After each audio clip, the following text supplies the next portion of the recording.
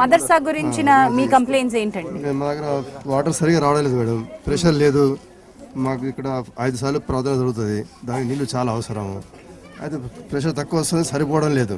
దీన్ని జీఎం గారిని కలిసి నేను ఒక లెటర్ కూడా ఇచ్చిన, రిక్వెస్ట్ చేసినాను.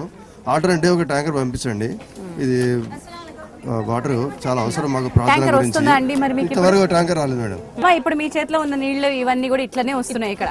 అయితే ఇక్కడ మీ రాజకీయ నాయకులు ఏమంటున్నారు? देखिए यहाँ पर पानी जो है ना 1 महीने से बहुत प्रॉब्लम आ रहा तो ऐसा आ रहा 1 घंटा छोड़ रहे, खाली 1 घंटे में दुकान में कैसा होता बेटा आप बोलो। अब कंप्लेंट लिखना, यहाँ लिखना, वहाँ लिखना, यहाँ लिखना, कैसा होता बेटा 1 घंटे में?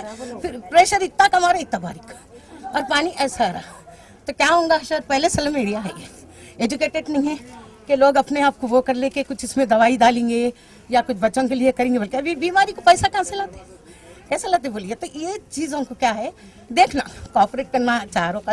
महीने में 1 बार तो गलियों में जरूर आना ना बेटी, गलियों में नहीं आए तो रोडों पे तो पूरे नहीं आते। मैं बुढ़ी हूँ आ गई, दूसरे लोग तो नहीं आते, तो इसीलिए इसका प्रॉब्लम हल कीजिए। पानी वाटर का बहुत प्रॉब्लम है, दुकाला है। 1990 వరకు ఇక్కడ ఉన్న వాటర్ సౌకర్యం లేదు. అప్పుడు మేము హనుమంతరావు గారి కోటలో, ఎంపీ కోటలో 3 పెద్ద లైన్లు వేయించినాం.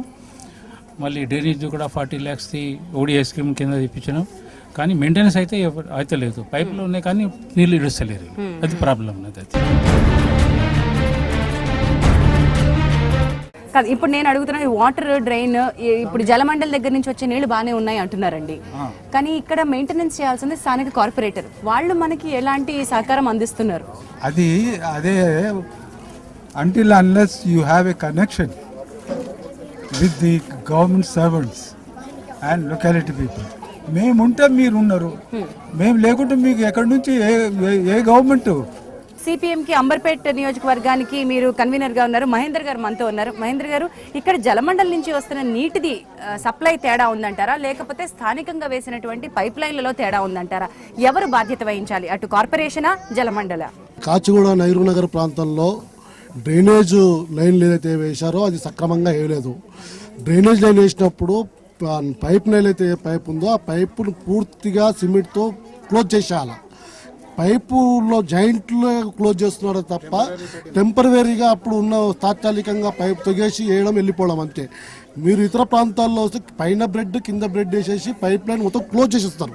కానీ అట్లా క్లోజ్ చేయట్లేదు. స్లమ్స్లలో ప్రధానంగా వీళ్ళను అడిగే వాళ్ళు ఉన్నారా లేరా అనే పద్ధతితోటి డబ్బులకు ఆశపడి అధికారులతో కుమ్మక్కైపోయి, ఈ రకం కాంట్రాక్టులు కుమ్మక్కైపోయి ఈ రకమైన నాణ్యత లేని డ్రైనేజ్ లైన్ వేస్తూ ఉన్నారు.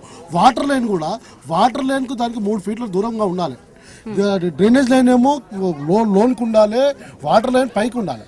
కానీ వాటర్ లైన్ కిందికి ఉండి డ్రైనేజ్ లైన్ పైకి ఉంటుంది. డ్రైనేజ్ లైన్ పొంగి ఆ వాటర్ లైన్లోకి వెళ్ళిపోతూ ఉంది.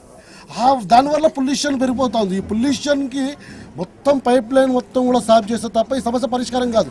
ఇప్పుడు కాదు, 2002 నుండి వాటర్ లైన్ అయితే ఎప్పుడైతే వేసిర్రో అప్పటి నుండే ఈ ప్రాబ్లమ్స్ ఉన్నాయి. జలమండలి ఎంసీహెచ్ ఇద్దరికి లోపం ఉంది. ఎంసీహెచ్ చేసే ఇంజనీరింగ్ వేరు, వాటర్ వర్క్స్ చేసే వాళ్ళు ఇంజనీరింగ్ వేరు. ఈ రకంగా ఒకరికొకరికి లింకు లేకుండా ఈ పనులు చేస్తూ ఉన్నారు. కాబట్టి నిర్లక్ష్యంతో చేస్తూ ఉన్నారు. ఇది శాశ్వత పరిష్కారం కోసం కాకుండా తాత్కాలికంగా ప్రజలు మా పైన తిరుగుబాటు చేయకుండా ఉండడానికే ఈ రకంగా నాణ్యత లేని వర్కులు చేస్తూ ఉన్నారు. మేము ఇప్పటికైనా చెప్తున్నాం, హైదరాబాద్ పట్టణంలో మంచినీటి సమస్య తీవ్రంగా ఉంది. బోలక్పూర్ సంఘటన చూసాం మనం. బోలక్పూర్లో ఇప్పటికి 11 మంది చనిపోయారు, పొల్యూషన్ వాటర్ వల్ల చనిపోయారు. ఇప్పటికీ 7 సంవత్సరాలు పూర్తవుతుంది. 7 సంవత్సరాలు పూర్తవుతున్నా ప్రభుత్వం ఇప్పటికి కూడా ఇలాంటి బోలక్పూర్ సంఘటనలు హైదరాబాద్ చుట్టుపక్కల ప్రాంతాల్లో అనేక సంస్థలు జరుగుతూ ఉంది. మా నగర్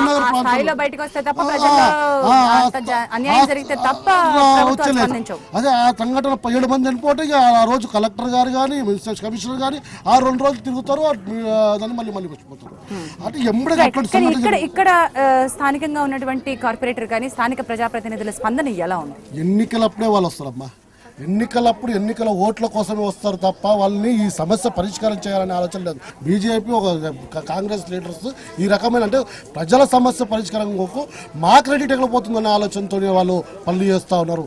ఈ రకంగా పనిచేస్తే ప్రజల సమస్య పరిష్కారం కాక అది జటిలమై ప్రజల ఆరోగ్యాలతో మనం మాట్లాడుకునే వాళ్ళం అవుతాం. ఇట్లాంటి సమస్యల్ని రాజకీయాలకు ఖచ్చితంగా పనిచేయాలి. అధికారులు వాళ్ళ సిద్ధశుద్ధిని మన ప్రజలతో వాళ్ళ జీతాల్లో తీసుకుంటున్నామంటే ఈ ప్రజలతో వచ్చే పన్నుతో మనం జీతాలు తీసుకుంటా ఉన్నాం. కాబట్టి ఈ సమస్య పరిష్కారం చేయాలని నిన్నటి కాలం అధికారులకు ఉండాలి.